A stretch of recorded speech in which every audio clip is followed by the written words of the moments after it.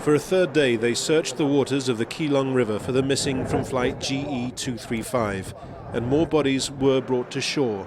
Among those found, 2 young boys, 11 and 12, still strapped into their seats on the day the cause of the crash started to emerge.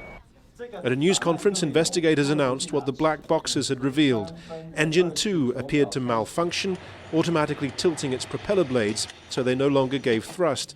But Engine 1 was manually shut down after a discussion by the pilots picked up by the cockpit voice recorder, or CVR.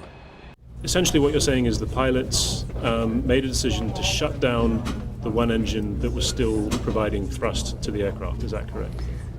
In the CVR, but the pilot actually they did discuss reduce the power on number 1. But right now we can only speak from the data. Data indicate the engine be cut off, but we do not know why or who did it. What is clear is that by the time the plane made its last plunge into the river, clipping a taxi and a bridge, one engine was spinning uselessly, the other not turning at all. In a police car park, we're shown the taxi from that footage. Of all the stories of survival from this crash, surely one of the most remarkable. It goes without saying just how lucky the driver and his passenger were. Large parts of this vehicle look pretty much untouched, but at the front, this enormous diagonal slice taken out by the wingtip. 2 lives saved by a mere fraction of a second. Another amazing escape, that of Huang Jinshun, who in the moments after the crash freed fellow passengers from their seats.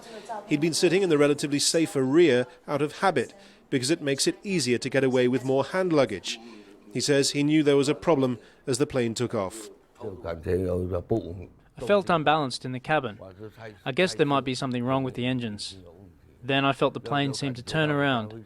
I started telling the other passengers to protect themselves.